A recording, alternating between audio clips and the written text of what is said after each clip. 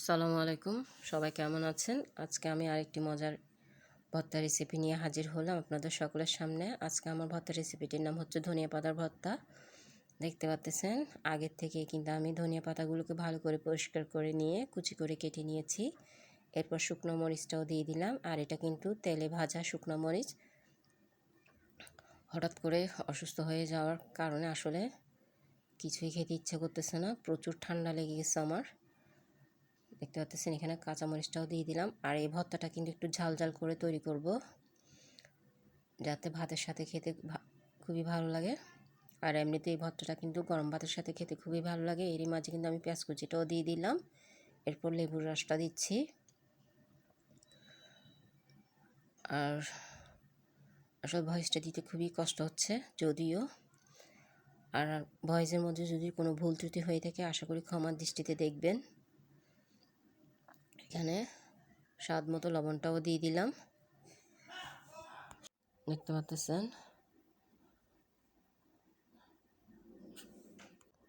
সরিষার তেলটাও দিয়ে দিচ্ছি।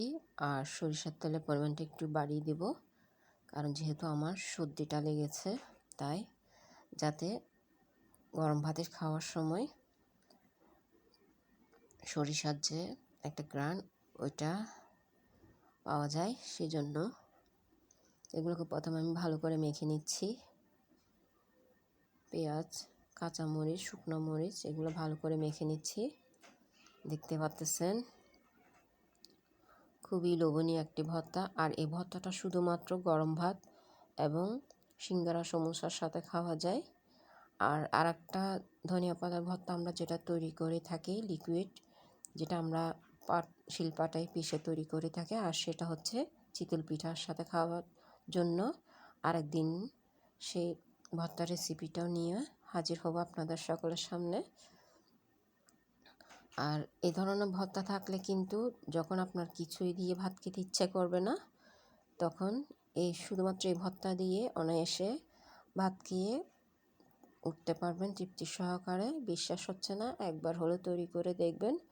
আর এখন কিন্তু বাজারে প্রচুর নতুন ধনিয়া পাতাগুলো পাওয়া যাচ্ছে। তো দেখতে পাচ্ছেন মাশাআল্লাহ তৈরি হয়ে গেল আমার ধনিয়া পাতার ভর্তা। আশা করি আপনাদেরও ভালো লাগবে।